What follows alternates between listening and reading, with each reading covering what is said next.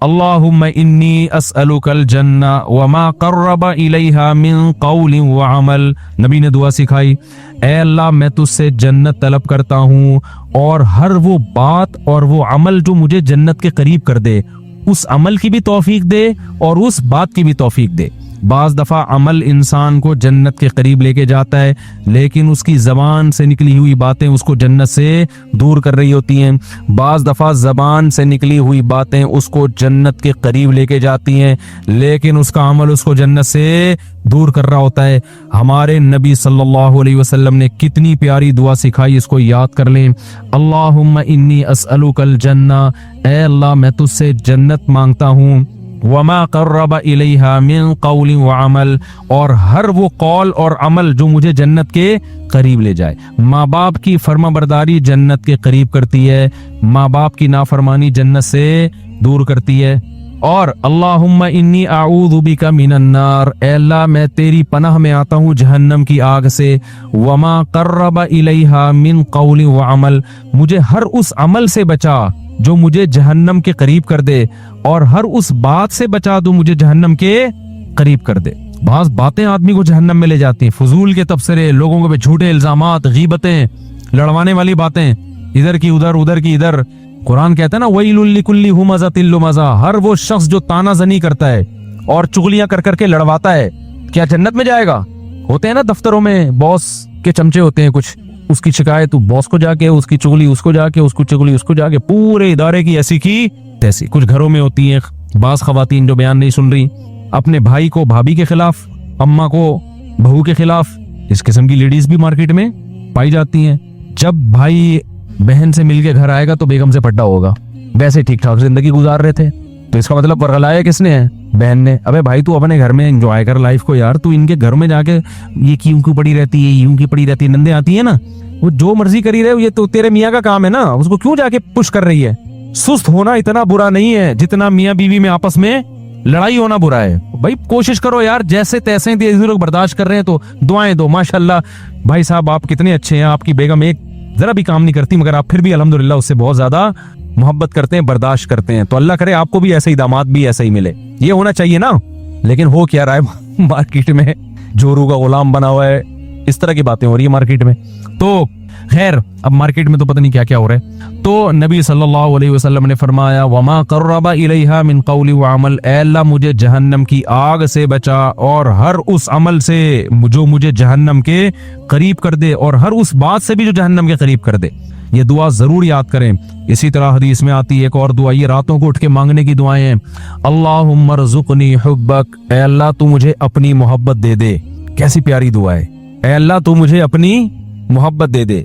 और वह हुब्ब मन यनफ़उनी हुब्बुहु इंदक, और हर उस जात की मोहब्बत मेरे दिल में डाल दे जिससे मोहब्बत की वजह से तेरी मोहब्बत में इजाफा हो।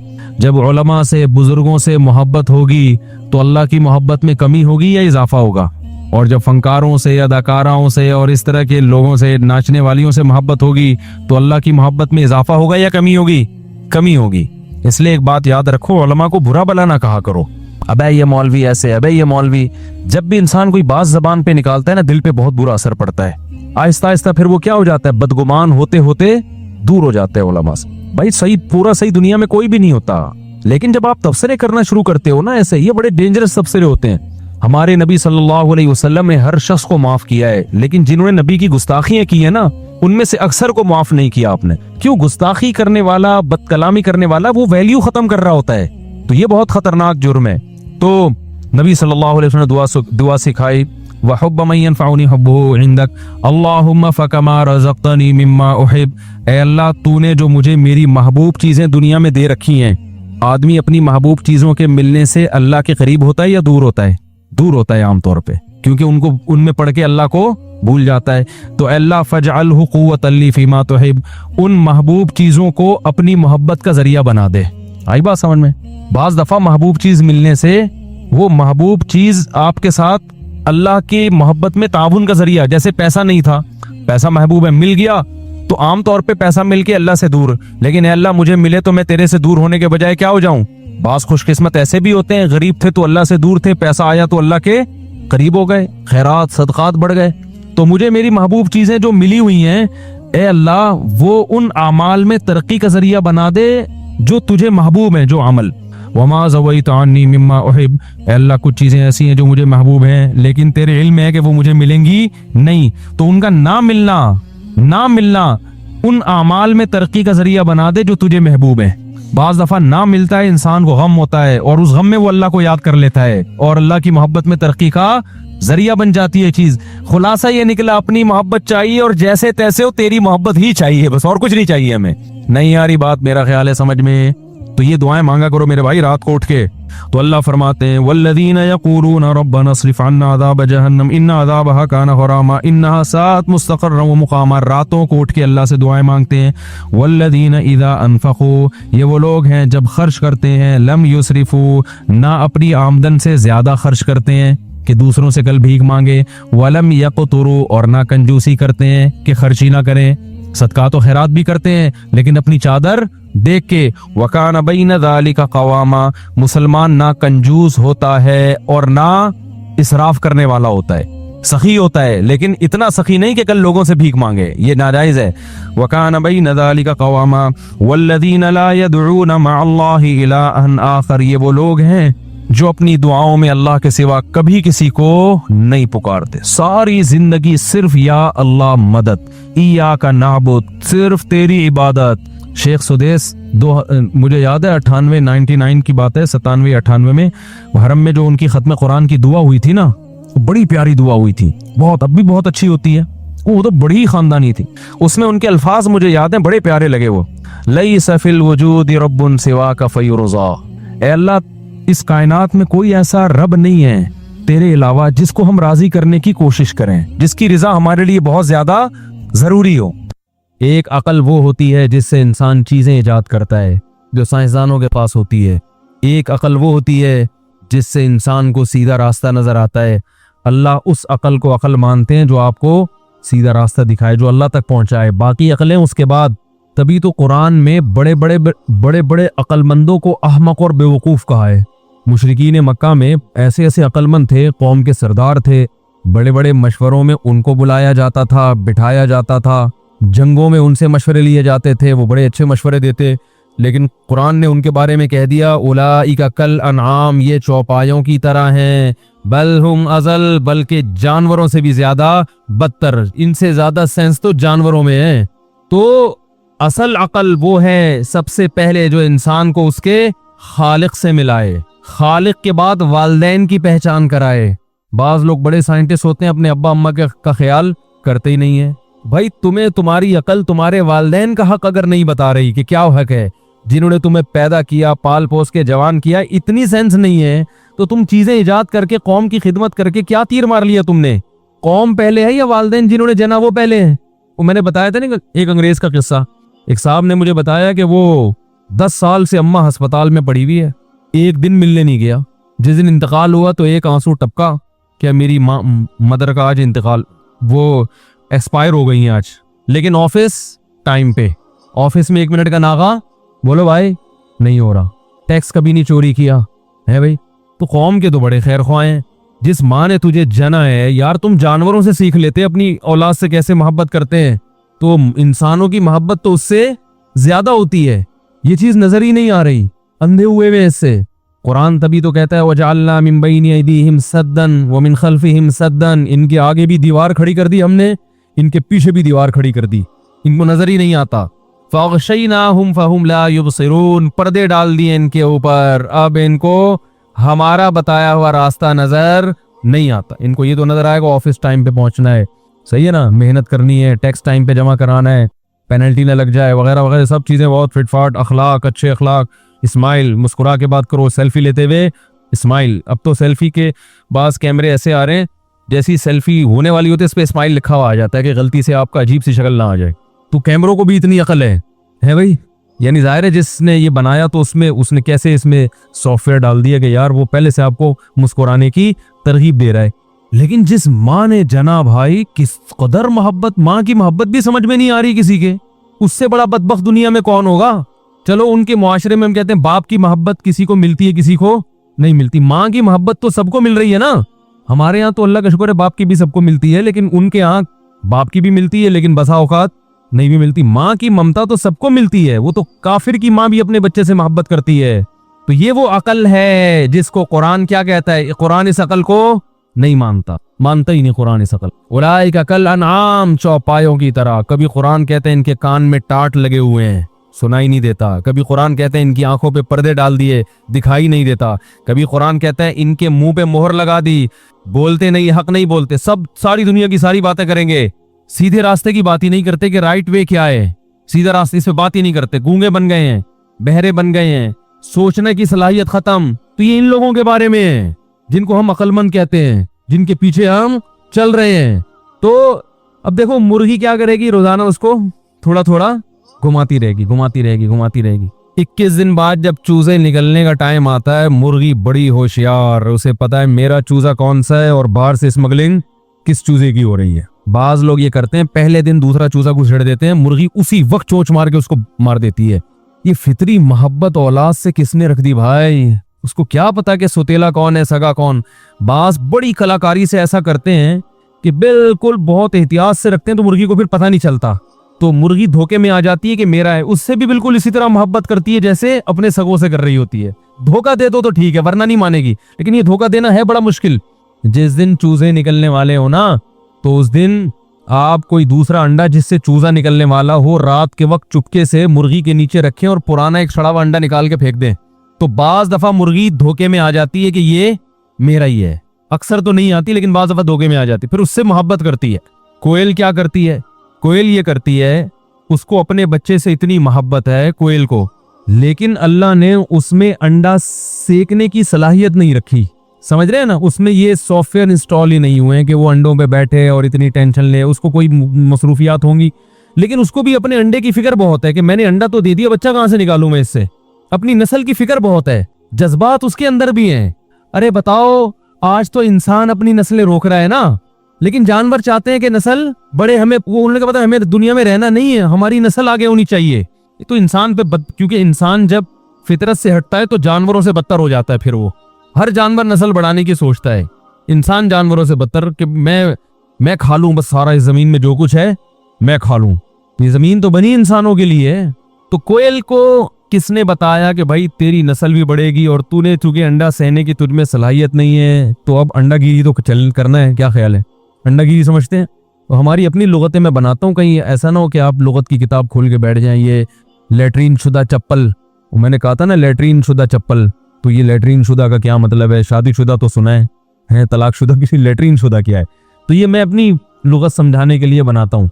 तो ऐसा ही अंडागिरी, परिंदे तो अंडे देते हैं, अंडे तो उन्होंने निकालने, नस्ल बढ़ानी है। अब वो कोयल की समझ में नहीं आता कि मुझ में तो ये सलाहियत ही नहीं है कि मैं अंडे से चूजा निकालूं, तो मेरी तो नस्ल ही खत्म हो जाएगी। जज्बात उसके भी हैं। अगर वो रोबोट की तरह वजूद में आई होती ना, गारे मिट्टी के मिलाप से करोड़ों साल ऐसे ही होते होते कोई जानवर यूं करके कोयल की शक्ल में वजूद में आता, तो एक आता उसके बाद खत्म, बल्कि एक भी ऐसा अजीब नहीं आ सकता। लेकिन उसको अल्लाह ने ये सलाहियत दी, वो दिमाग लड़ाती है, कहती है कि भाई कौवा दुनिया में सबसे चालाक जानवर है, डेढ़ होशियार बनता है, इसी को चूना लगाओ। हालांकि वो किसी और परिंदे का इंतखाब भी कर सकती थी, उसने कौवे का इंतखाब किया, ये डेढ़ होशियार है, तो जो डेढ़ होशियार हो उसके साथ 2.25 होशियारी करो।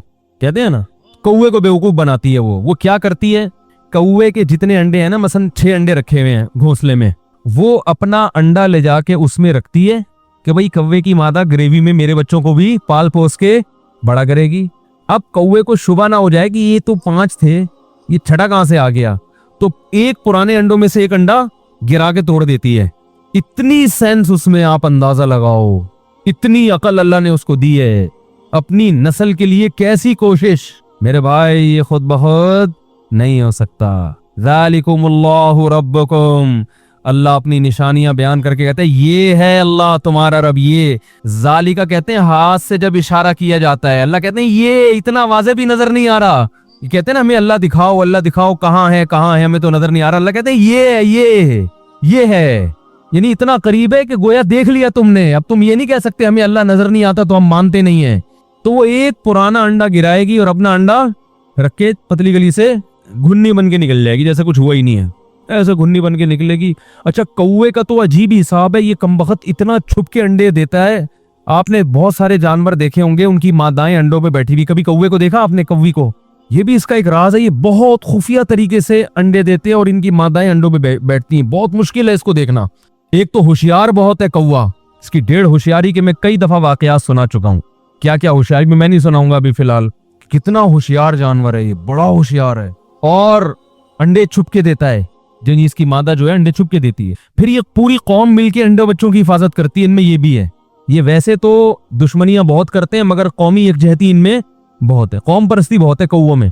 हकीकत बता रहा हूँ, कभी एक कौवे को छेड़ के देख लो आप। हमारे यहाँ पीछे दरख्त लगा हुआ था, जो भी जाता आराम से गुजर जाता। ये मस्जिद का खादिम था शम्स, वो जब जाता कौवे उसके ऊपर फजाई हमले, बाकायदा वो ये स्पीड होती, यूं आते ट्रांग उसके सर पे मार के, वो बेचारे का गुजरना मुश्किल हो गया। मैंने कहा क्या मसला है? कह रही मेरी बदबख्ती आई हुई थी, मैंने इनके घोंसले में पत्थर मार दिया था, उसके बाद से उसका गुजरना यहाँ से महाल। वो कौवे ने उसको पूरा पहचान लिया, ये बंदा है।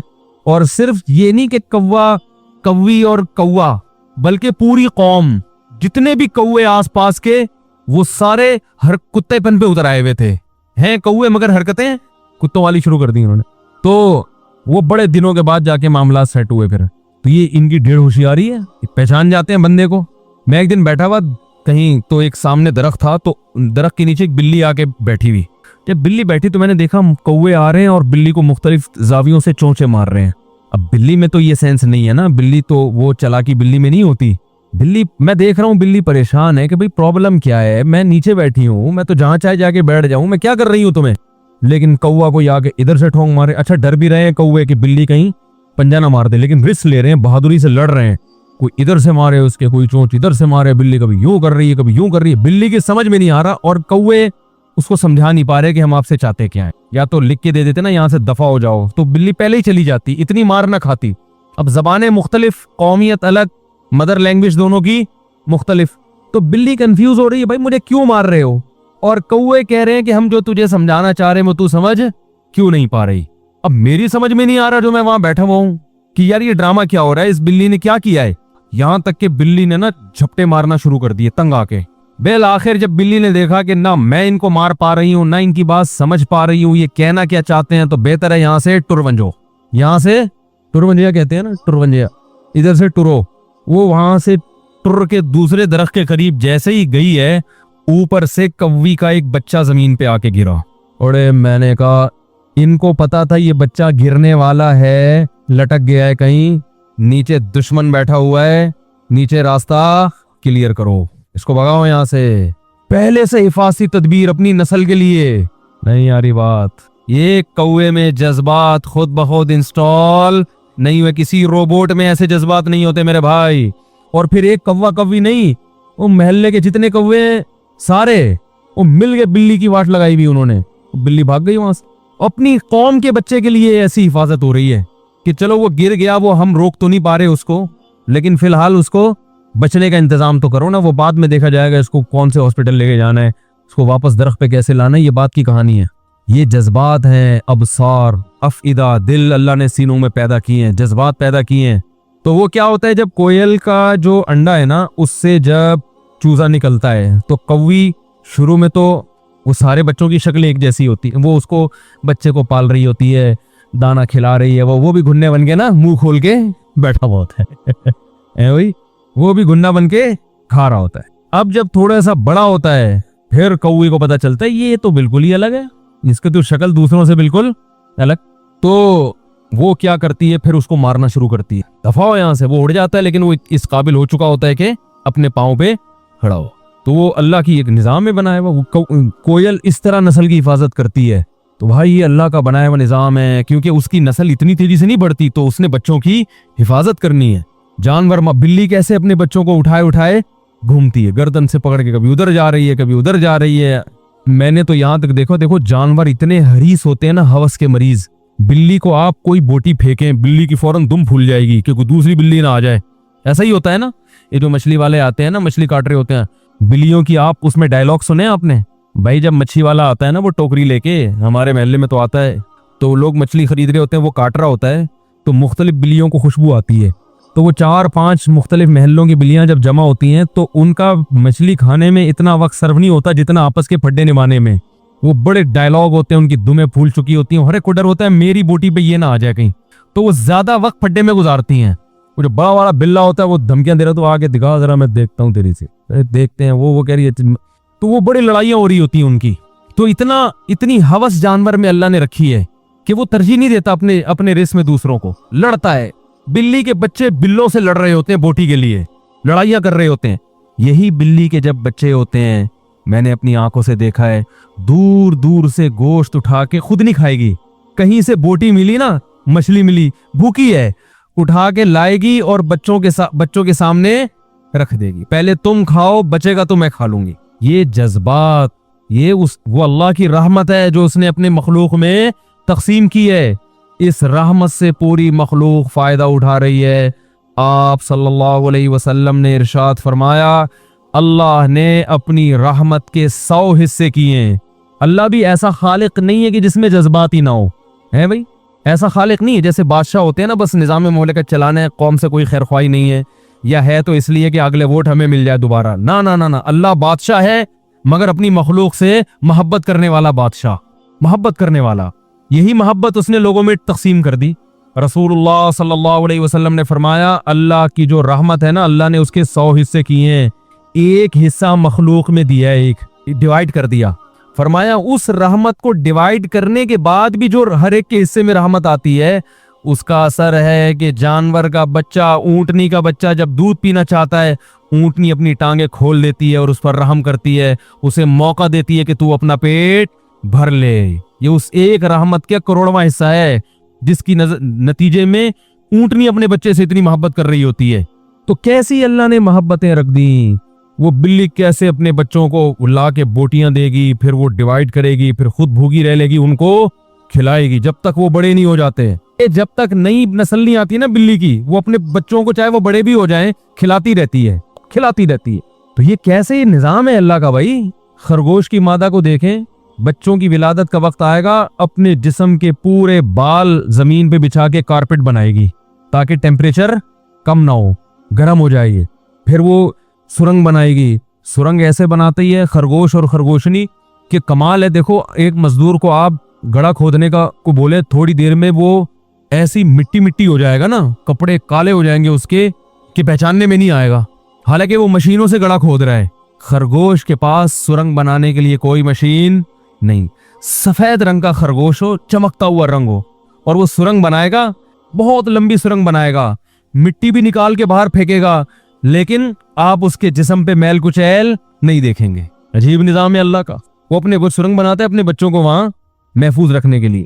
तो ये एक इस कायनात में हमें बड़ी जबरदस्त एक मैनेजमेंट नजर आती है। जिस जानवर की स्पीड ज्यादा है, ताकत कम है या स्टेमिना कम है, चीते की स्पीड बहुत ज्यादा है ना, स्टेमिना बहुत कम है, ज्यादा देर नहीं भाग सकता। हिरन का स्टेमिना ज्यादा है, स्पीड चीते से कम है, ठीक है ना, ताकि बैलेंस रहे। कछुए की स्पीड ही नहीं है, वो यहां से वहां तक जाने के लिए 5 साल लगा देगा। तो अल्लाह ने उसको ये सहूलत दी कि भाई आपकी उम्र लंबी कर देते हैं हम, आपके पास आपको जल्दी नहीं होनी चाहिए किसी काम की।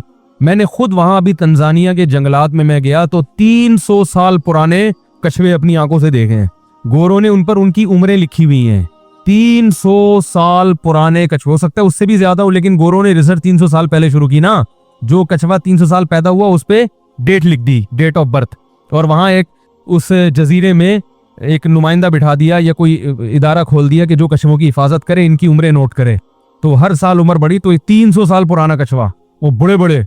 तो अब चूंकि इनकी स्पीड बहुत कम है, तो अल्लाह ने इनकी उम्र क्या कर दी ज्यादा, कि तुम सारे काम लेट करोगे मगर तुम्हें लेट होने से नुकसान नहीं होगा, तुम्हारे पास जीने के लिए टाइम बहुत है, कोई जल्दी नहीं है भाई। वो कह रहा है कि यहां से वहां तक जाने में मुझे 100 साल लगेंगे, कोई बात नहीं, ये ऐसे ही जैसे है भाई, कोई मसला ही नहीं है उनकी।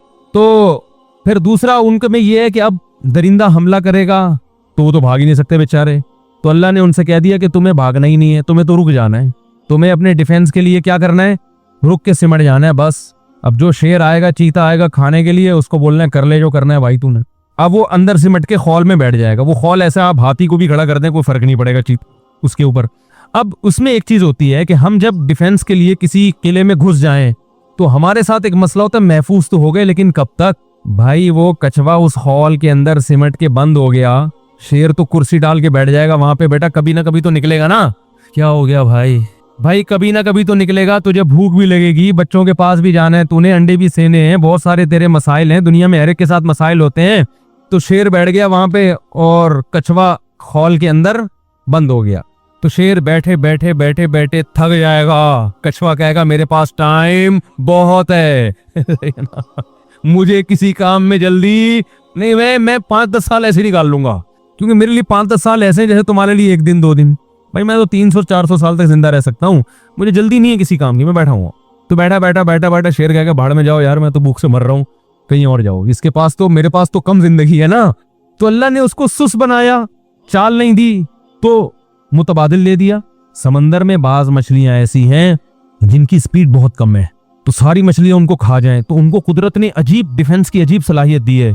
वो सलाहियत ये दी है, अच्छा वो रहती है सुरंग में, तो उनके पीछे खतरनाक सा मुंह बना दिया दुम पे, बाकायदा तस्वीर बनी हुई होती है। वो ऐसे खतरनाक सा मुंह होता है कि मछलियां देख के उसको डर के भाग जाती हैं, हालांकि इसको पता ही नहीं होता कि मेरे पीछे ऐसा मुंह है जो मछलियों को डरा रहा है। तो भाई ये भी खुद ब खुद वजूद में आ गया। तो अल्लाह को पता है ना कि इसको मैंने ये इसमें ऐब रखा, तो उसका मुतबादिल इसको ये दे दो, ऑल्टरनेट ये दे दो, इसके एक सच्ची मुच्ची का मुंह और एक झूठी मूठी का मुंह बना दो, इसका दुम पे बना दो। बाज मछलियां ऐसी जिनकी दोनों तरफ मुंह बने हुए हैं, सच्ची मुच्ची का मुंह एक ही है, उस मुंह को पता ही नहीं होता कि तुम्हारे मुंह कौन लगने वाला है अभी। भाई दुम पे उसको तस्वीर थोड़ी नजर आ रही होती अपनी, वो तो बेचारी गार में मुंह करके दुम बाहर निकाल के आराम से सो रही है, उसे पता ही नहीं कि कुदरत ने उसकी हिफाजत का कैसा इंतजाम किया, पीछे कितने जानवर डर के भाग चुके, इसको पता ही नहीं होता। तो वो बेचारे वो नकली मुंह देख के ही उसको सच्ची मुच्ची का मुंह समझते हैं और समझते हैं तो हमला करेगी हम पर, वो भाग जाते हैं वहां से। ये कुदरत का बनाया हुआ इंतजाम है। देखो साइंसदान जो है ना, जब किसी चीज पे रिसर्च करते हैं तो वो देखते हैं यार अल्लाह ने इसको इस तरह से बनाया है, तो ये असल में ये वाला जो फंक्शन है ना, ये काम कर रहा है, ये गुर्दे फिल्टर कर रहे हैं, दिल पंपिंग कर रहा है, तो ये इस वजह से जिंदा है। अल्लाह कहते हैं ऐसी मखलूक पैदा करूंगा जिसमें दिल ही नहीं है। मछलियों के दिल होता है भाई, ऐसी मखलूक पैदा कर दी जिसके दिल ही नहीं है। फिर वो कहते हैं असल में ब्लड का सर्कुलेशन होता है, तो इसलिए अल्लाह ने बहुत सी मखलूक ऐसी बनाई जिसमें ब्लड ही नहीं है। फिर वो कहते हैं कि भाई इतने दबाव के नीचे जिंदगी महाल है। पहले ये कहा है कर समंदर में ना इससे ज्यादा नीचे जिंदगी नहीं हो सकती, क्योंकि पानी का इतना दबाव है। अभी रिसर्च हुई है कि भाई समंदर की तह में जहां घुप अंधेरा होता है वहां भी मखलूक है, और उस दबाव को बर्दाश्त करने के लिए क्या क्या अल्लाह ने इंतजामात पैदा किए उनके अंदर। हर तभी तो अल्लाह फरमाते हैं वहुवा बिकुल्ली खल्किन अलीम, हर तरह से पैदा करना जानता है, हर तरह से पैदा करना जानता है। परिंदों की चोंचें मुड़ी हुई होती हैं, किताबों में लिखा होता है ये चोंच इसलिए मुड़ी है ताकि यूं करके खाए। वो सीधी चोंचों वाले भी अल्लाह ने पैदा कर दिए हैं कि ये फलसफा यहाँ क्या हो जाता है, फेल हो जाता है। सीधी चोंच वाले, लंबी चोंच वाले, मुड़ी हुई चोंच वाले, हर तरह की मखलूक अल्लाह ने पैदा की है। इतनी मखलूक पैदा की और हर एक का सिस्टम दूसरे से अलग। बगैर आंखों वाले भी वो उड़ते हैं, ऐसा जबरदस्त उड़ते हैं, उनकी ऐसी रेस निकल रही होती हैं, वो रेस आंखों वालों से ज्यादा पहचान जाती है कि ये आगे क्या आ रहा है। हर तरह की वहुवा बिकुल्ली खल्किन अलीम। तभी तो अल्लाह को बड़ा जोश आया कुरान मजीद में जब एक मुशरिक ने कहा ना, एक हड्डी लेकर आया और कहा कि जब हम मुर्दा होके बोसीदा खत्म हो जाएंगे दोबारा कौन पैदा करेगा। तो अल्लाह ने फरमाया अवलम यरल इंसान अन्ना खलकनाहु मिन नुतफतिन, तुम पानी का कतरा थे, तुम्हें आंख नाक कान दिल दिमाग जिगर बना के जिसने इंसान बना दिया वही दोबारा पैदा करेगा इस मिट्टी को। तुम उस पानी को तो देख रहे हो इंसान बन रहा है, उसमें तो साइंसदानों ने कोई लॉजिक बता दी ना, यूं होता है यूं होता है यूं होता है, तो तुम्हारी समझ में आ गया, तो तुम समझते हो अल्लाह इसी तरह कर सकता है, इसके अलावा नहीं कर सकता। फरमाया जिसने इसको पहली दफा बनाया वो दोबारा भी बनाएगा, और वहुवा बिकुल्ली खल्किन अलीम, तुम ये समझते हो इसी प्रोसेस के तहत गुजर के तो वो इंसान बना सकता है जो पहली दफा प्रोसेस तुमने देखा। अल्लाह कहते हैं ऐसा नहीं है, बिकुल्ली खल्किन अलीम, हर तरह से पैदा करना जानता है वो, हर तरह से बना सकता है वो, जो बना के दिखा भी रहा है। उड़ने वाले जानवर, फिर उड़ने वाले जानवर बड़े भी हैं छोटे से छोटे भी हैं, उकाब और शाहीन भी नजर आएंगे आपको, मक्खी भी नजर आएगी, मच्छर भी, वे भी उड़ने वाले हैं। मक्खी अपने परों को 1 सेकंड में इतनी दफा हिला लेती है ना, देखो हेलीकॉप्टर अभी तक कोई ऐसा इजाद नहीं हुआ जो यूं यूं करके हवा में ठहर सके, यूं पंखड़ी घूमती है तो ठहर जाता है, ऐसे इतनी जोर से हिले कि हवा में ठहर जाए, ऐसा हेलीकॉप्टर अब तक इजाद नहीं हुआ। मक्खी ऐसा ही हेलीकॉप्टर है। मक्खी की भिनभिनाहट सुनिए, वो भिनभिनाहट उसके मुंह की नहीं होती, वो उसके परों की होती है। वो खड़े खड़े ऐसे ऐसे इतनी स्पीड से अपने परों को हिला रही है, हवा में ठहर रही है, फिर एकदम स्पीड से आगे जाएगी, रिवर्स गियर भी लगा देती है वो खड़े खड़े ही। याद रखो, रक्शे में रिवर्स गियर होता तो है मगर होता नहीं है। ये मुझे कई दफा बाइक पे भी तजर्बा हुआ। ये जो रक्शे वाले चला रहे होते हैं ना, ये जब आगे ट्रैफिक में फंस जाएं, इनको रास्ता दे दिया करो कि आप पहले गुजर जाएं, वरना इनको रास्ता नहीं दिया ना, एक दफा जब घुस गए तो ये रिवर्स नहीं होते। अमली तौर पर यही देखा है हमने। अभी ट्रैफिक इतना जैम था ना, आते हुए एक रक्शे वाला घुस गया, हम उसको बोले पीछे जाओ, कह रहे जा ही नहीं सक रहा मैं। तो इसलिए ये दरमियान में अलग सी बात आ गई, लेकिन नॉलेज की बात है। रक्शे वाले को पहले तो तू चला जा यार, वरना वो सबको जाम कर देगा वहां पे। ये रिवर्स नहीं लगाते ये लोग। पता होता है वैसे रक्शे में रिवर्स गियर निकाला हुआ होता है। अच्छा, ये उख्दा हल हो गया। मैंने कभी नहीं देखा रक्शे वाला रिवर्स गियर लगा के पीछे हुआ कि भाई आप पहले चले जाएं, मेरी वजह से रोड जाम हो रहा है। तो मेरा ख्याल था कि ये लगाते नहीं है, इनको कोई मन्नत मानी हुई इन लोगों ने। तो खैर, तो वो खड़े खड़े पीछे भी हो जाती है मक्खी, है भाई। और मच्छर तो एक अलग ही मखलूक है। तो अल्लाह ताला फरमाते हैं कि हमने तुम्हें बनाया और आंख, कान, नाक, दिल, दिमाग, ये सारी चीजें उस अल्लाह ने पैदा की हैं। ये खुद ब खुद पैदा नहीं हुई। और क्यों बनाई है? लअल्लकुम तशकुरून, ताकि तुम उसका शुक्र करो। शुक्र कैसे किया जाता है भाई? शुक्र कैसे किया जाता है? शुक्र के देखो, क्योंकि इस्लाम एक नेचुरल मजहब है ना, दीन फितरत है, तो वो कोई ऐसी बातें नहीं करता जो हमारी अकल से बालातर। लोग कहते हैं कैसे शुक्र अदा करें? भाई जैसे इंसानों का शुक्र अदा किया जाता है ऐसे ही अल्लाह का। जब कोई आप पर एहसान करे तो सबसे पहला शुक्र का दर्जा क्या है? आप मानो कि आपका एहसान है। एक फकीर आपके पास आया, धोती बनियान में, चड्डी बनियान में। फकीर चड्डी तो नहीं पहनते, खैर धोती बनियान में आया। चड्डी तो जो मालदार लोग पहनते हैं, जिनके पास पहनने के कपड़े होते हैं। फकीर को तो कपड़े मिले तो पूरे पहनेगा। एक खातून ने, कोई कहीं पुराने जमाने का बात है, कोई इंटरव्यू उनका पढ़ा मैंने अखबार में, कोई बहुत ही बोल्ड किस्म की खातून थी। तो किसी ने उनसे पूछा कि उन्होंने कहा कि मेरे कपड़ों पे ना पैसा बहुत लगता है। तो उससे इंटरव्यू लेने वाले ने कहा, हैरत है, कपड़ा तो लगता नहीं है, पैसा पता नहीं क्यों लग रहा है। गालिबन किसी अदाकारा का इंटरव्यू था या किसी और कोई खातून, मुझे याद नहीं, पुराना किस्सा है। तो यही हो रहा है कि मालदार खवातीन जो मेरा बयान नहीं सुन रही, उनकी बात कर रहा हूं, उनके पास पैसा भी बहुत है और कपड़ों पे पैसा भी बहुत खर्च होता है, मगर अफसोस के कपड़ा खर्च नहीं है। तो वो इसलिए चड्डी बनियान वाली मिसाल दुरुस्त फकीर पे नहीं है। वो चड्डी नहीं पहनेगा, चड्डी तो मालदार लोग, जो जिससे फकीर भीख मांगने आएगा वो चड्डी पहन के बैठा होगा। मॉडर्न है भाई, वो पूरे कपड़े पहनना, ये तो दकियानूसी है ना। अंग्रेज ने तो बिल्कुल इज्जत और जिल्लत का मयार ही चेंज कर दिया। पहले जो जितना ऊंचा होता था उसकी औरतें उतना सख्त पर्दा करती थी, जितना, जैसे अरब में जो बादशाह हुआ करते थे ना, आज भी सऊदी अरब में जो रॉयल फैमिली है उनकी औरतें किसी हद तक उनमें पर्दा है, नीचे तबके में नहीं होगा लेकिन ऊपर है। लेकिन अब वहां का कल्चर भी चेंज हो रहा है। तो पहले जमाने में बादशाहों की औरतें या जो बड़े ओहदे पर होते उनकी औरतों का पर्दा बहुत सी इज्जत की अलामत समझी जाती, भाई ये बड़े लोग हैं, इनकी औरतें तो बहुत सख्त पर्दा करती हैं। जो नीचे जाते रहेंगे तो पर्दा कम होता चला। लेकिन अब क्या हो रहा है, अंग्रेज ने सारे वो तौर तरीके ही बदल दिए हैं। तो कोई फकीर आपके पास आया और वो कहने लगा, आपने क्या किया, उसके धोती बनियान देखा तो आपने उसको नहला धुला के उसको अच्छा सूट वूट पहना दिया आपने। अब वो कह रहा है ये मेरा है। ये क्या कह रहा है? लोगों के सामने कह रहा है कि ये मेरा है, मैंने लाइट हाउस से खरीदा है, या मैंने तारिक रोड से खरीदा है, या मैंने फलां जगह से खरीदा है। तो आपको गुस्सा आएगा ना, बोलेंगे यार ये तो नाशुक्री है यार। ठीक है, मैं तो नहीं बताऊंगा कि मैंने आपको दिया, लेकिन आपके अखलाक का तकाजा यही है कि आप निस्बत किसकी तरफ करें। भाई ये उनका गिफ्ट है, उनका एहसान है, हम तो इस काबिल नहीं थे, उन्होंने हमें अच्छा लिबास दे दिया, अच्छी सवारी दे दी भाई। तो शुक्र का पहला दर्जा ये है कि जिसने नेमत दी हो उसकी तरफ नेमत की निस्बत की जाए। काफिर अल्लाह की तरफ निस्बत नहीं करता, मुसलमान हर नेमत की निस्बत किस तरफ करेगा? अल्लाह ने दी हर नेमत। वालिदैन किसने दिए? अल्लाह ने। बचपन में सबसे बड़ी नेमत बच्चे को जो मिलती है ना, वो माँ मिलती है। तो जितनी मोहब्बत माँ से हो उससे ज्यादा किससे हो? उस जात से जिसने माँ दी है। वरना वो आपकी माँ को सांप भी बना सकता था और ममता छीन सकता था। वो ये माँ की ममता उसने रखी है, वरना बच्चे को बचपन में ऐसा प्यार नहीं मिलता। और ये भी अजीब बात देखो, जैसे अल्लाह ने माँ के दिल में ममता रखी ना, बच्चे को भी ऐसा अट्रैक्टिव अल्लाह ने बनाया है कि वैसे भी वो अच्छा लगता है, सिवाय फैमिली प्लानिंग वालों के उनको नहीं लगता। वरना कुदरत ने खुद बच्चे को इतना खूबसूरत बनाया है, उसकी बातें, उसकी हरकतें, उसकी मासूमियत, कि जरा सभी आप में ज़ौक होगा ना, बाज़ौक होगे, आपको बच्चे बुरे नहीं लगेंगे। जिसको बच्चे बुरे लगते हैं ना, मेरे घर में बच्चे कम हो, इसका मतलब ये आदमी बदजौक है, ये बदजौक आदमी है। जो बाज़ौक होता है ना, दिल जवान हो, जिसका दिल जिंदा हो, उसको बच्चे अच्छे लगते हैं, मजा आता है बच्चों में। बच्चों में बुनावट नहीं है, जो बात कहेंगे दिल से कहेंगे। जो बात कहेंगे कैसे कहेंगे? दिल से कहेंगे। फिर वो ऐसी अजीब अजीब सवालात पूछ रहे होते हैं, ऐसी बातें कर रहे होते हैं, इतना इंसान को दिमागी, हर चीज से बच्चे खुश होते हैं। बड़े जब इंसान हो जाता है ना, हर चीज में बोर हो रहा है, उससे कहो चलो यार पिकनिक पे चलते हैं, ऐसे यूं खो जाएगा 3 दफा, यार आज तो मेरी तबीयत सेट नहीं है, वो जिंदगी में उसके बहारें खत्म हो गई ना। चल यार उधर गटर के ढक्कन पे बैठ के बातें कर लेते हैं कुछ, अच्छा मैं आ रहा हूँ, आधे घंटे में आएगा, बैठेगा, फिर इधर उधर की फेंकेगा, यार ये दिल ही नहीं लग रहा। बच्चों से आप बोलो चलो बच्चों हम गाड़ी में आपको थोड़ा सैर करा के लाते हैं, वो कलाबाजियां खाना शुरू। हकीकत है ऐसा खुश।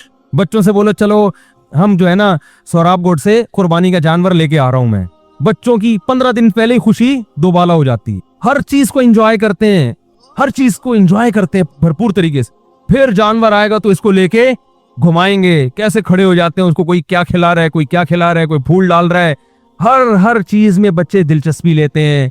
तो बच्चों की इस दिलचस्पी की वजह से वालिदैन में भी मिलाप रहता है और वालिदैन की जिंदगी में भी बहारें रहती हैं। तो बच्चे अगर घर में नहीं है, ये एंटरटेनमेंट आपकी खत्म। तो जितने ज्यादा बच्चे हो टेंशन ना लिया करो, ये तुम्हें गोरों ने उल्लू बनाया हुआ है, फैमिली प्लानिंग वालों ने उल्लू बनाया हुआ है। बोझ नहीं है बच्चे, खुदा की कसम।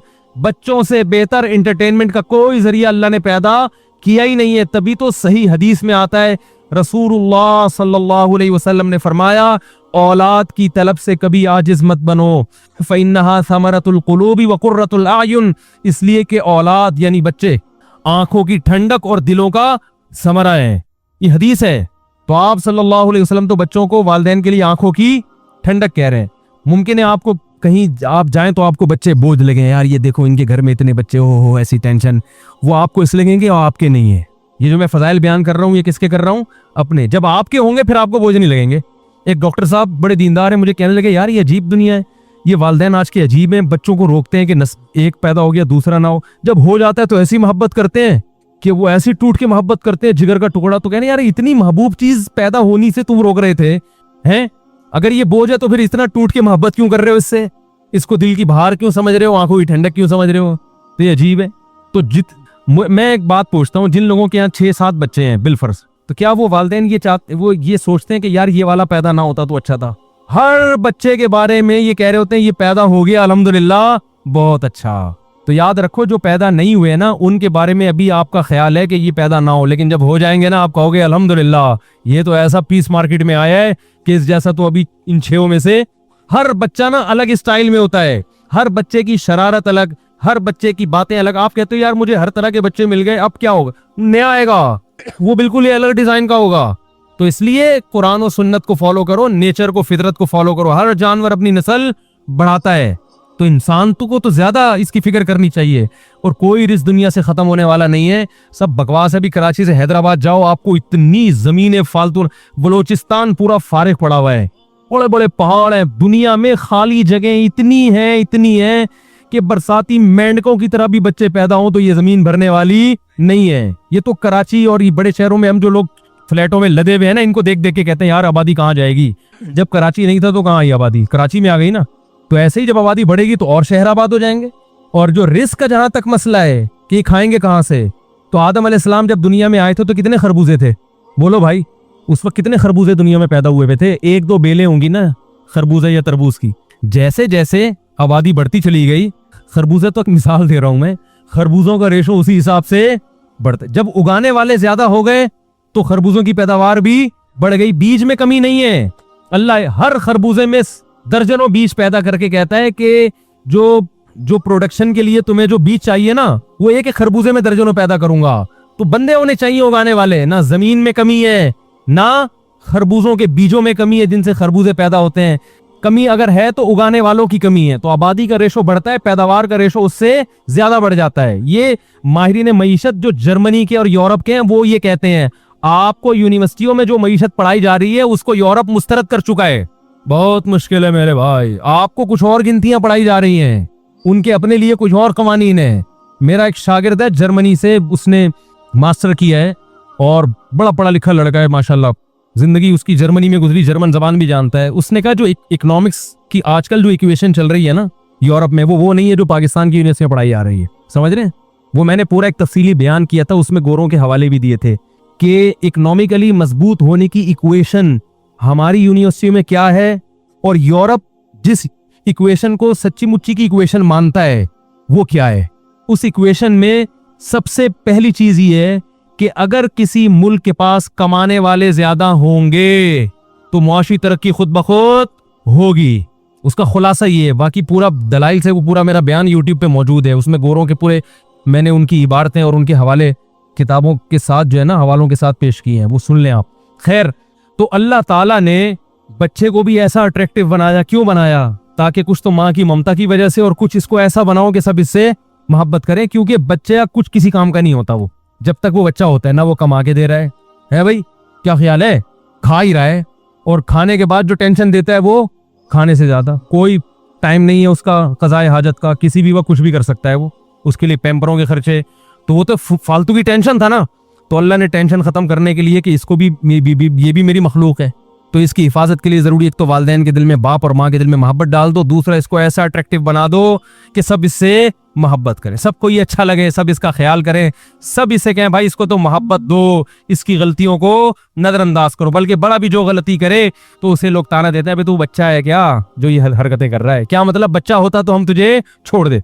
इससे पता चल जो बच्चों पे सख्ती करते हैं वो पागल हैं, उनमें सेंस नहीं है। बच्चा तो मोहब्बत के लायक है, छोटे बच्चे ऐसा ही होता है ना, मस्जिद में बच्चे शरारती कर रहे होते हैं, बस उनको मोहब्बत से समझाओ बेटा साइड पे हो जाओ। इससे ज्यादा ये पटाख पटोख ये जो जाहिलों वाली हरकतें लोगों ने लगाई हुई है ना, ये इसकी अलामत है कि असल में तो आप बड़े हो गए मगर हैं बच्चे आप, हरकतें आपकी क्या है, बच्चों वाली है। हमारे नबी सल्लल्लाहु अलैहि वसल्लम जब मस्जिद में नमाज पढ़ाते थे, खवातीन बच्चों को लेके आती थी, जमात में शरीक होती थी, बच्चा जब रोता था तो आप नमाज मुख्तसर कर देते थे। हमारे यहाँ जब कोई बच्चा आए और रोए तो इमाम साहब नमाज मुख्तसर नहीं करते, नमाज के बाद डांट लगाते हैं, कौन है ये, किसका बच्चा है ये, क्यों रो रहा है ये, तमीज नहीं उठा के ले आते हैं को। हमारे नबी तो रियायत कर रहे हैं कि भाई बेचारी माँ को तकलीफ हो रही है, तो नमाज क्या कर दो मुख्तसर, ताकि वो, और कोशिश डांटते थे कि भाई माँ है तो बच्चों के बगैर तो नहीं आ सकती ना वो। हाँ अलबत्ता इतने छोटे बच्चे माँ तो लेकर आए, वो औरतें तो बच्चों के बगैर नहीं आ सकती बेचारी, लेकिन मर्दों को चाहिए कि वो जब आए तो बहुत छोटे बच्चे जो बहुत ज्यादा शरारतें करें मस्जिद में उनको ना लेकर आए। माँ का इसलिए अलग उसूल है कि वो तो बच्चों के बगैर नहीं रह सकती, वो क्या पड़ोसियों के हवाले करके आएगी अपने बच्चों को। तो ये भी शरीयत ने रियायत की है कि बच्चा और माँ अलग नहीं हो सकते, नमाज में भी साथ हैं, ठीक है ना, हालांकि उसमें तो खुशू खुजू चाहिए, लेकिन अल्लाह के नबी ने इजाजत दी साथ ले आओ बच्चों। तो अल्लाह ने ये भी एक जज्बात रखे, तो ये सारा निजाम एक प्लान के तहत चल रहा है, खुद ब खुद नहीं हो रहा मेरे भाई। उस अल्लाह का हम पर एहसान है कि हमें बचपन में उसने माँ दी, बचपन में गैरतमंद बाप दिया उसने जो कमा कमा के। अब जो माँ की हालत देखो, सारी जिंदगी रोटियां पका के खिलाती रहती है, कभी 4 रुपए भी एक रोटी के वसूल नहीं कर। क्या अल्लाह ने अजीब मोहब्बत डाल दी है उसमें। किसी को आप मुलाजिम रखो यार, तंदूर पे रखो, रोटियां पका के दे, हर महीने आ जाएगा पैसे लेने के लिए, और जिस दिन छुट्टी करोगे ना बड़ा खुश होगा वो। और घर में आप जिस दिन खाने का नागा करो, माँ खुश होने के बजाय परेशान होती है। अजीब सिस्टम अल्लाह ने बना दिया, ऑटोमेटिक ही चल रहा है सारा, ऐसे ही चलता चला जा रहा है। तो ये अल्लाह का हम पर भी एहसान है बचपन में। तो शुक्र का सबसे पहला दर्जा क्या है कि जिसने नेमत दी है सबसे पहले उसकी तरफ, कि मेरी माँ की नेमत मुझे किसने दी, बोलो भाई अल्लाह ने। बाप की नेमत किसने दी, अल्लाह ने। बीवी बच्चों की नेमत किसने दी, अल्लाह ने। अल्लाह करे वो नेमत ही हो, किसने दी अल्लाह ने। और मुझे जो माल असबाब दिए, घर दिया, सेहत दी, आंखें दी, कान दिए, नाक दिए, ये सब नेमतें। किसी को अल्लाह ने एक्स्ट्रा ऑर्डिनरी कोई सलाहियत दी हो, कोई बड़ा बिल्डर हो, कोई बड़ा कराटे मैन हो, भाई ये अल्लाह की नेमत है, वरना अगर मेरी सेहत अच्छी ना होती तो मैं ये सब कुछ ना कर सकती। सब अल्लाह का दिया है। तो पहला दर्जा ये। दूसरा ये है कि उस नेमत को उसकी नाफरमानी में इस्तेमाल ना किया जाए। अल्लाह ने आंख की नेमत दी, जिनकी आंखें नहीं है उनसे पूछो, आप इन आंखों से इंटरनेट पर बेहुदा फिल्में देख रहे हो, आप इन आंखों से बदनजरी कर रहे हो, हराम देख रहे हो, तो ये आंख की नेमत की नाशुक्री है। तो ये लअल्लकुम तशकुरून नहीं है। आप इस कान से गलत सुन रहे हो तो ये कान की नेमत की नाकदरी। काफिर तो सुनेगा, लोग गोरों से बड़े मुतासिर हैं, यार वो तो लाइफ को एंजॉय कर रहे हैं। ओ भाई वो मानता ही नहीं कि अल्लाह ने दिया है, तो उसको एंजॉय करने तो वो कहते हैं ये खुद ब खुद है। वो कहते हैं गॉड, बस ऊपर ऊपर से कहते हैं ओ माई गॉड, बस इससे ज्यादा गॉड वॉड का उनके यहाँ कुछ है नहीं तस्वुर। वो माई गॉड की हद तक है। गॉड क्या है, कहाँ है, क्या उसके हकाम है। हमारे यहाँ तो गॉड के बारे में बहस भी होती है, कहाँ वो कहते हैं हर जगह मौजूद है, वो कहते हैं नहीं अर्श पर है ठीक है ना, है तभी तो ये बहस है ना। अंग्रेज से पूछे अर्श पर है या कहाँ है, वो कह रहे हैं पता नहीं क्या है। वो ओ माई गॉड ऐसे सवाल मुझसे ना पूछो, ओ माई गॉड कैसे सवाल, बस उनका ओ माई गॉड का ये मतलब है, ओ माई गॉड।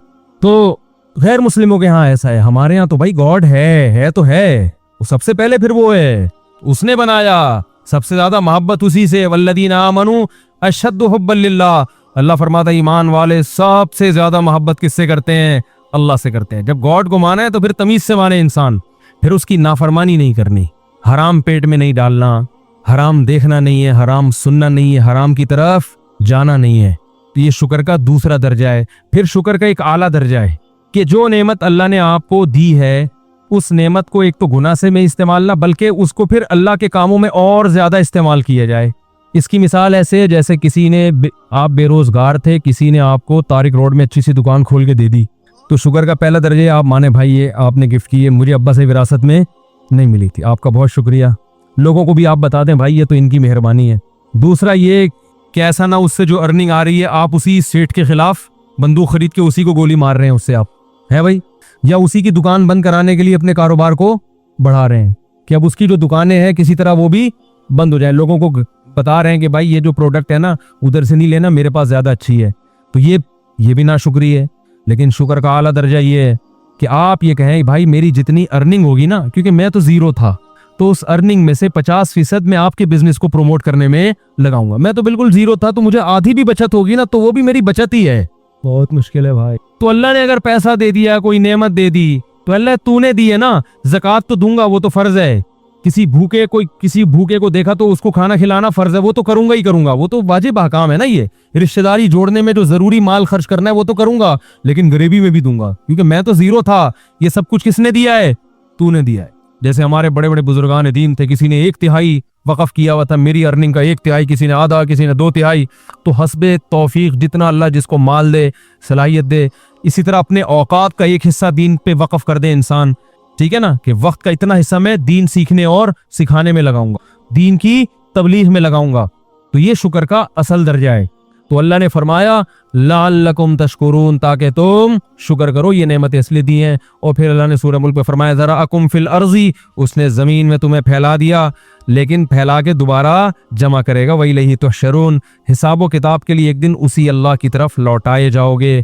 और फिर आगे फरमाया वयक़ूलून मता हादल वादु इन कुंतुम सादिकीन, चूंकि कीड़े निकालने वाले जो है ना उनका काम क्या होता है, दलाइल को एक तरफ रखो, कुछ ना कुछ उल्टे सवालात पूछ के कंफ्यूजन में डाल दो। तो फौरन ये सवाल करते थे कि अच्छा जब कुरान कह रहा है दोबारा जमा होंगे, हिसाब होगा, वो कब होगा, डेट बताएं, उसकी डेट क्यों नहीं बता रहे आप? तो अल्लाह ने फरमाया कि तुम्हें तारीख से क्या लेना देना है हम क्यों बताएं? किसी चीज की तारीख अगर किसी को मालूम ना हो तो इससे ये लाजिम नहीं आता कि ऐसा दिन वाक़े होगा ही नहीं। मसलहत है, जैसे मूसा अलैहिस्सलाम को अल्लाह ने कोहे तूर पे बुलाया, तो हजरत मूसा से अल्लाह ने फरमाया अकादु उख्फीहा, ए मूसा क़यामत आएगी, लेकिन उसका टाइम और वक्त किसी को नहीं बताऊंगा मैं। सी अल्लाह की मर्जी है, नहीं बताया अल्लाह ने। तो अल्लाह ने फरमाया कि वयक़ूलून मता हादल वाद इन कुंतुम सादिकीन, ए नबी आपसे कहते हैं अगर सच्चे हो तो टाइम बताओ कब आएगी। वयक़ूलून मता हादल वाद इन कुंतुम सादिकीन कुल इन्नमल इल्मु इंदल्लाह, कह दीजिए इसका इल्म सिर्फ किसके पास है? अल्लाह के पास है। व इन्नमा अना नज़ीरुम मुबीन, अगर मैंने क़यामत लानी होती तो मैं बताता, लाने वाला अल्लाह है, वो नहीं बता रहा तो मैं कहां से बताऊं तुम्हें भाई? कैसी साफ बातें हैं ना। अल्लाह न करे मोहम्मद सल्लल्लाहु अलैहि वसल्लम झूठे नबी होते, माज अल्लाह, तो बता देते फलां तारीख को आएगी, 100 साल के बाद आएगी। आप कहते हैं ये जितने लोग हैं 100 साल के अंदर तो मैं भी चला जाऊंगा, ये भी चलेंगे, तो भाई जो झूठा नबी होता कह रहे मेरी दुकानदारी तो चली जाएगी ना, बाकी लोग बाहर में जो मर्जी करें बाहर में जाए, मुझे उससे क्या है? क्या ख्याल है भाई? वो कुछ भी कह देते, कहते चलो मैं 100 साल के बाद का टाइम बता देता हूँ, और 100 साल से पहले तो हम भी चले जाएंगे, ये सारे दुनिया से चले जाएंगे। बाद वाले अगर मुझे झूठा समझते भी हैं तो जब दुनिया से मैं चला ही गया तो मैंने जो मफाद हासिल करने थे, इज्जत हासिल करनी थी, पैसा हासिल करना था, ख्वाहिशात पूरी करनी थी, मेरे तो मजे हो ही जाएंगे ना। इस साफ पता चलता है कि आप सल्लल्लाहु अलैहि वसल्लम ये दुनिया के लिए नहीं कर रहे थे, क्योंकि जो शख्स अल्लाह पर झूठ बांध सकता है कि मैं अल्लाह का नबी हूं, इतना बड़ा झूठ, वो झूठी तारीख गढ़ के क्यों नहीं बयान कर सकता? भाई क्या हो गया भाईजान? वो झूठी तारीख बयान करने में उसको कितना टाइम लगेगा? लेकिन ना, जब सूरज गिरहन हुआ ना नबी के दौर में, तो अरब में ये मशहूर था कि जब किसी बड़ी शख्सियत का इंतकाल होता है या कोई बड़ी शख्सियत पैदा होती है तो चांद और सूरज उस वक्त गिरहन होते हैं। अल्लाह की कुदरत, उसी दिन नबी के बेटे का इंतकाल हुआ और चांद या सूरज गिरहन हो गया। तो सहाबा ने पूछा या रसूल अल्लाह, आपके बेटे का इंतकाल हुआ इसलिए चांद गिरे नु। आपने फरमाया ना ना ना ना, सूरज और चांद अल्लाह की आयतों में से आयत, ये किसी के जीने और मरने से इसका ताल्लुक नहीं है। कोई झूठा नबी होता तो फौरन क्या कहता, हाँ देखो मैं बड़ा आदमी हूं और बड़ी शख्सियत के बेटे का इंतकाल हुआ है, ये सूरज गिरने इसी की अलामत है। आधे अरब और मुसलमान हो जाते हैं। भाई ये तो बिल्कुल वाकई जैसे रूहानी टोपी ड्रामे इसी तरह करते हैं ना। रूहानी टोपी ड्रामे इस किस्म के वाकयात से अपनी दुकानदारी कैश कराते हैं।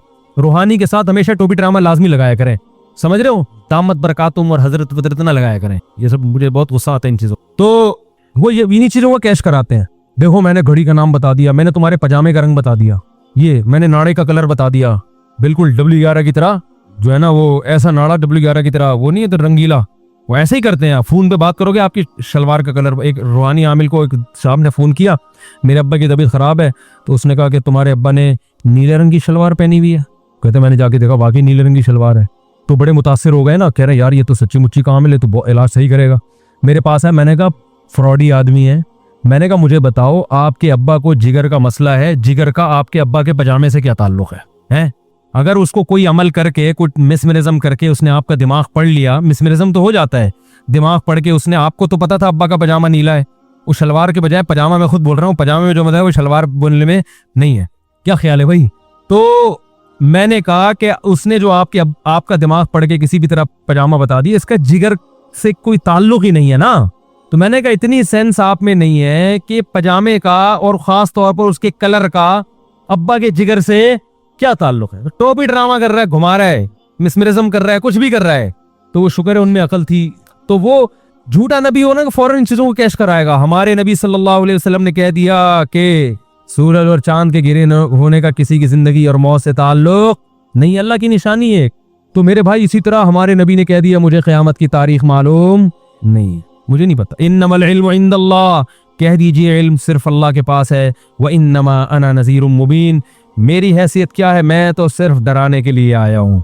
मैं बता रहा हूँ कि अल्लाह ने तुम्हें ये जो नेमतें दी हैं, इनके बारे में अल्लाह तुमसे सवाल पूछेगा, मर के मिट्टी होके खत्म नहीं होगे। आज खत्म कर